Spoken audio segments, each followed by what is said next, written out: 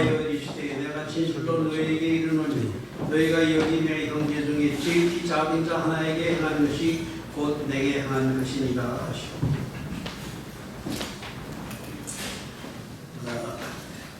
여러분들을 다시 만나게 돼서 기쁜 마음으로 말씀드리고 있습니다. 제가 1962년부터 레이니 대사와 같이 비비클럽의 공무원으로 계속 들어왔습니다만 1년에 한 번씩 모이는 이 모이지만은 여러분을 만날 때 기쁘고 이런 훌륭한 클럽이 한국에 있다는 것은 우리 모두의 생각이 아닐 수가 없습니다. 오늘 시간에 저는 우리에게 상당히 문 시간에 되면 세월호 문제 이것이 우리에게 어떤 조언을 주느냐 그런 말씀을 드릴 겁니다. 우리는 지금 세월호 사건 때문에 어떨 줄 모르고 나라 전체가 갈팡 질팡하고 있습니다.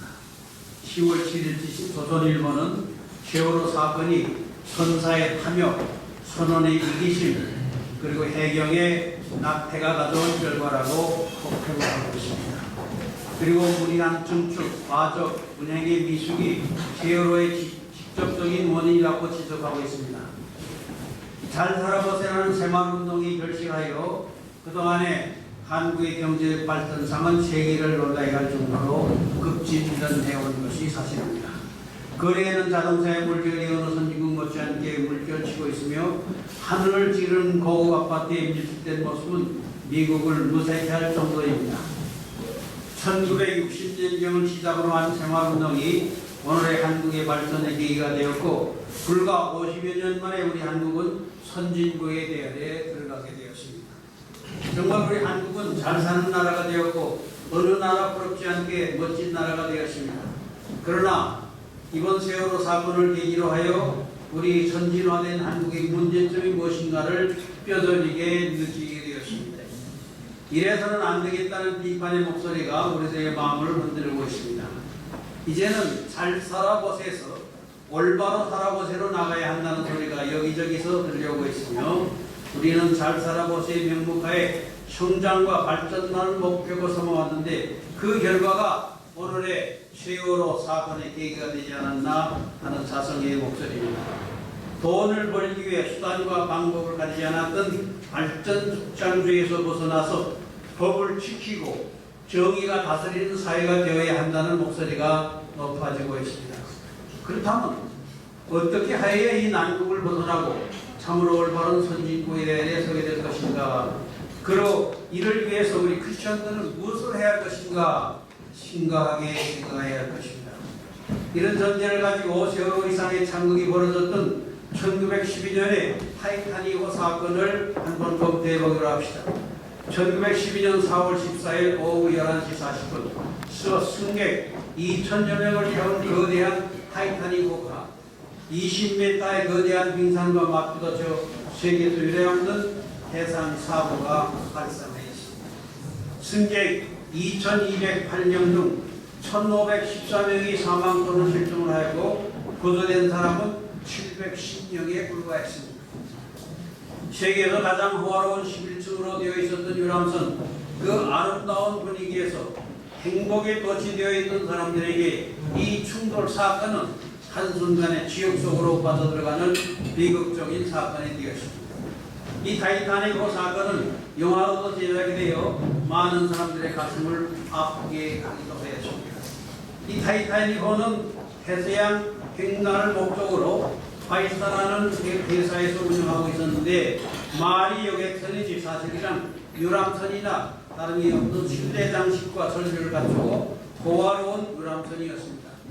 타이타닉호는 11층으로 이루어져 있었으며 대형 수영장과 초호화 스위트룸, 실내 체육관, 찬란한 상드레이가, 눈부신 계단, 대형 레스토랑, 드넓은 산책 코스 등 화려하고 아름다운 거대한 유람선이었습니다. 이렇게 46,000톤급 11층의 거대한 규모를 자랑했던 타이타닉호는 침몰은 원인은 빙산과의 충돌이었습니다. 그러나 또 다른 원인은 바로 통신사의 안이한 태도로 인해서 위험 신호에 제대로 대처하지 못한 것이 주된 원인이었습니다. 그러나 이러한 미국 속에도 몇 가지 아름다운 일들이 있었습니다. 천장한 끝까지 배에 남아있다가 자기의 구명조끼를 마지막 선객이 펴주고 자신은 그 배와 운명을 같이 하였습니다. 그리고 아사 사명이 내두를 가까이 하려면 찬송을 끝까지 연주하다가 바닷속으로 침몰하고 말았습니다. 이런 아름다운 상황과 우리 세월호의 마지막 모습은 참으로 민망하고 부끄러울 짝이 없습니다. 선장은 잠옷으로 자기가 먼저 구명조에 올랐고 구명조는 하나밖에 작동을 하지 않았고 구명조끼를 입으라거나 바닷속으로 피하라는 아무런 시도 없이 우왕좌왕하다가 모조리 바닷속으로 침참면을 당하게 되었습니다. 그래서 보존이었던 박시영 양이 자기 구명조끼까지 벗어두면서 끝까지 버티다가 물속에 빠진 것이 하나의 미담으로 남아있습니다. 우리의 경우는 740여 년 중 사망이 282명, 생전이 174명, 그리고 아직도 9명의 시신이 발견되지 못하고 있습니다. 국가적으로 이 문제를 해결하기 위해 애를 쓰고 있는 것은 사실이나 그동안의 누적된 불법과 거스란 관리의 문제는 하루아침에 입고되기 어려운 형편이어서 이러지도 저러지도 못하고 있는 형편입니다. 지금까지 검찰 수사의 결과는 세월호가 불법 증축, 과적, 거스란 화물 결과, 기술 부족, 운행 미숙 등으로 침몰했다고 지적을 하고 있습니다.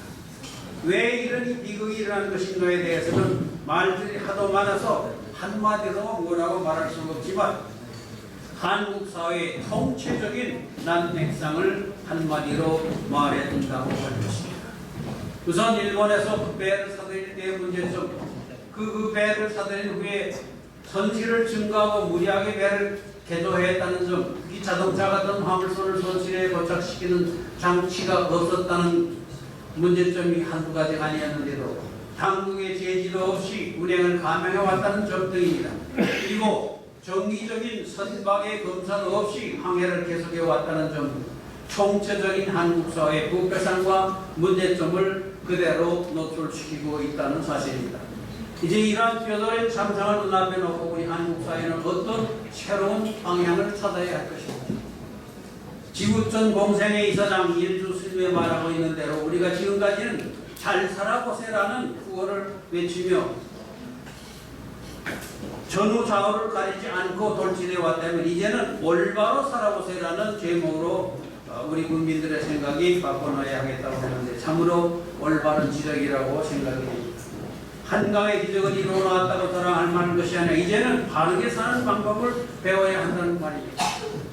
부조리와 불법이 판치는 오늘 사회적 현상을 받아보면서 우리가 어떻게 하면 올바른 그리고 안전한 사회를 지향할 것인가를 생각하면서 우리의 마음속에 새로운 결심을 하여야 한다는 말입니다. 돈은 무조건 벌어야 한다는 입장에서 올바르게 그리고 합법적으로 돈을 벌어야 한다는 말입니다. 특히 부정부패를 없애고 공명정대한 사회가 되어야 한다는 입장에서 월주 스님의 기적은 올바른 판단이라고 생각이 됩니다. 안전한 사회는 먼저 법을 지키고 바르게 사는 정의로운 사회가 되어야 합니다.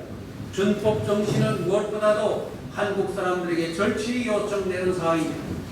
유교 문화에 있어서는 중요한 강조점이 덕치주의라서 법치주의와는 강조점이 근본적으로 다르다는데 문제가 있습니다. 유교 사회에 있어서는 분자는 덕으로 살고 법이나 특히 형이라고 하는 것은 소인들에게나 필요한 것으로 생각됩니다. 이런 차이점이 무식한 대중들의 마음속에 법을 귀찮은 것, 피하거나 무시할 수 있는 것 등을 잘못 요인되어서 사회의 법적인 질서가 흔들리게 되고 있는 것이 사실입니다. 제가 85세입니다만 아직도 운전을 합니다. 운전하면서 매일같이 마음속에 느끼는 것은 왜 이렇게 불법을 저지르고 신호도 주지 않고 막 끼어들고 하여튼 날마다 사고가 안 나는 것이 다행이라 한 생각 정도로 법을 지키질 않습니다. 법을 지켜야 될 텐데 법을 안 지키기 때문에 한국 사람들의 법규가 귀찮은 것, 피할 수 없는 것, 그리고 피하기만 할 수 있으면 좌우를 돌보지 않는다는 그런 잘못된 생각이 근본적으로 달라집니다. 미국 같은 경우에 법을 안 지키고 신호를 안 주고 할 것 같으면 그 차가 서서요 경찰서를 끌고 갑니다. 제가 한 번 밤에 차를 몰고 가다가 신호를 안 주고서 방향할전을 했다가 얼마나 귀찮게 그런지 혼이 났습니다. 그러니까 법을 안 지키는 사람들을 그냥 내버려 둔다는 사실 자체도 큰 문제라 그런 얘기예요.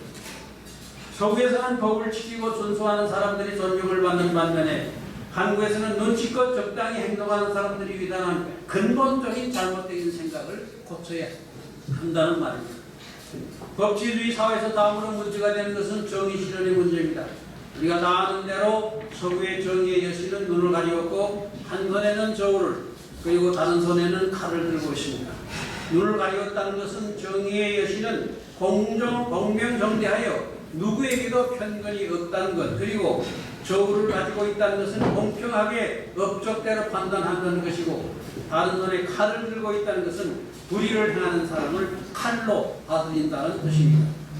앞뒤를 가리지 않고 어떤 머리에 눈이 어두워 수단 방법을 가리지 않는 것이 오늘 한국 사회가 아니겠습니까? 총리나 장관의 골방에 오른 사람들이 청문회가 무서워서 자진 후퇴하거나 사양한다는 오늘 현실은 참으로 우리 사회가 어떤 처지에 있는가를 분명히 말해주는 일들입니다.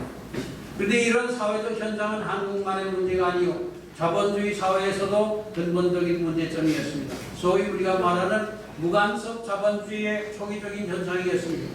예를 든다면 미국에 이민 간 사람들이 그 막막하고 거대한 미국의 정착하는 과정에서 섬으로 이주하는 가운데 자기 마음에 드는 땅에 기둥만 하나 세우면 자기의 소유가 되었습니다. 누구의 간섭도 받지 않으면서 그 땅을 개척하고 용사를 하고 가축을 기르면서 자신들의 부를 키워갔습니다.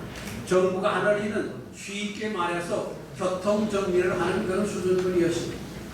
그래서 사회적인 핵심이 된 것은 당시 아담 스미스의 국부론이었습니다. 소위 시장경제론이라고 하여 생산과 소비가 자연스럽게 진행되면서 경제가 발달해 나간다는 이론이었습니다. 처음에는 아무런 문제가 없었지만 경제가 발달하고 부익부 빈익빈의 현상이 나타나면서 부자는 점점 더 부자가 되고 가난한 사람들은 빈곤에 시달리게 되었습니다. 소위 자본주의의 근본적인 문제점이 자본계급에 착취당하는 노동계급의 계급투쟁에 의해서 자멸할 수밖에 없다는 것이 칼 막스의 자본론이 초기 자본주의에서 어느 정도 맞았던 일이라고도 말할 수가 있겠습니다. 이런 문제점을 시정하기 위해서 나타나는 것이 수정자본주의입니다. 정부가 개입을 하여 사회의 부정직한 경제활동에 개입하여 이를 시정하고 국가에 상당한 세금을 내게 하여 경제적인 균형을 잡아가려는 방향으로 나갔습니다. 특히 노동운동을 장려하여 노동자들의 권익을 도모하여 자본가가 일방적으로 독자하지 못하도록 견제를 하게 되었습니다. 다시 말하면 국가가 강제적으로 사회적인 균형을 도모해보려는 입장이었습니다. 미국에서는 경제활동의 국가적인 통제가 강력하다 할 수 있습니다. 법과 질서의 유지가 어느 나라보다 강력하다는 말입니다. 한 가지 예를 든다면 탈세를 하는 사람은 사회적으로 완전히 매장됩니다. 애근유 부통령이 탈세를 했다고 해서 부통령 자리에서 물러가야 했습니다. 지금 우리나라에서는 조직자들의 세금 지내는 문제가 논란이 되고 있습니다만 미국의 경우라면 목사가 자기 수입에 대한 세금을 내는 것뿐만 아니라 교인들에게서 선물을 받았을 때에 이에 대한 세금도 내야 하는 엄격한 입장임을 우리는 알아야 할 것입니다. 다시 말하면 미국의 경우 경제활동이나 세금 정책에 있어서 엄격히 국가가 개입하고 있다는 말입니다. 우리 한국의 경우 국가가 얼마나 국민들의 경제활동에 대해 올바른 간섭을 하고 있느냐 하는 것이 하나의 큰 과제라고 할 수가 있겠습니다. 만일 세월호 구입에서부터 국가가 제대로 간섭을 하고 또 세월호 개조에 있어도 정부가 간섭을 했더라면 오늘날과 같은 비극은 없었을지도 모릅니다. 자본주의 사회에 있어서 합법적이고 엄격한 경제활동의 기대는 가장 중요한 요소입니다. 오늘날 한국 사회에 만연한 불법적이고 탈법적인 경제활동은 그 뿌리부터 뽑아내야 할 것입니다. 바르게 그리고 정직하게 경영활동을 하는 사람들이 덕을 보는 그런 사회가 되어야 한다는 말입니다. 그러나 그것만 가지고는 안 됩니다. 사람들의 생각이 달라져야 할 것입니다. 남한을 내세운 입장에서 이웃을 생각하는 그리고 국가를 생각하는 마음이 있어야 한다는 말입니다. 미국의 자본주의가 발전하고 미국의 경제가 지탱되어 나가는 데는 또 다른 중요한 요소가 있습니다. 좀 일방적이라고 생각할지도 모르지만 기독교의 영향이 아직도 강력하기 때문입니다. 한국과 달리 미국의 자본가들은 세습을 하지 않습니다. 뿐만 아니라 자기가 수고하고 모은 재산을 국가나 사회적인 기관에 상당한 정도로 기부한다는 사실입니다. 한국같이 자본가들의 세습은 미국의 경우는 드문 것이 사실입니다. 미국의 부호들은 자기 재산을 아낌없이 사회기관에 기부하고 있습니다. 아직도 마음의 감동이 남아있는 한 가지 얘기가 있습니다. 제가 미국 보스턴 공부할 때에 레이 크릭이라는 그런 병원이 있습니다. 근데 그 병원을 주인 교수가 꼭 한번 찾아가 봐야 된다고 해서 갔습니다. 가서 한번 돌보고 왔는데 무료로 이제 가난한 사람들을 치료해 주는데 그 병원이 어떻게 생겼느냐?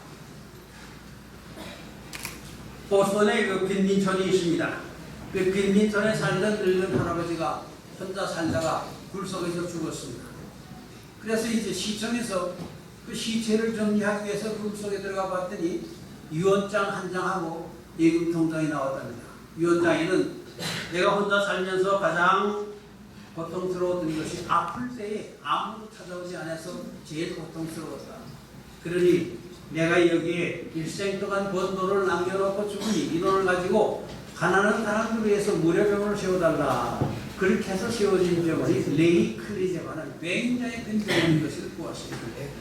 자, 이렇다면은 이런 오늘의 한국의 사회적 문제점을 앞에 놓고 한국교회가 영적으로 어떤 공헌을 할 수 있느냐, 우리 기독교인들이 어떤 일에 앞장서야 되느냐 한번 생각해 할 것입니다. 현대의 유명한 신비주의자 나우에는 오늘날의 자본주의 문화가 너무 지나치게 경쟁, 컴페티션, 경쟁을 앞세워서 이 세상을 혼돈 속에 몰아가고 있다고 한탄하면서 이를 수정하는 것은 이웃이 경쟁의 대상이 아니라 사랑의 대상, 컴페티션이 아니라 컴패션, 사랑하는 마음을 갖는 일이라고 했습니다. 컴이라는 말은 가치라는 뜻이고 패션이라는 것은 강력한 느낌을 말합니다. 이웃은 나의 적대적 대상이 아니라 나와 같이 살아야 하는 존재이기에 서로 사랑하고 도우는 입장에 서야 한다는 말입니다.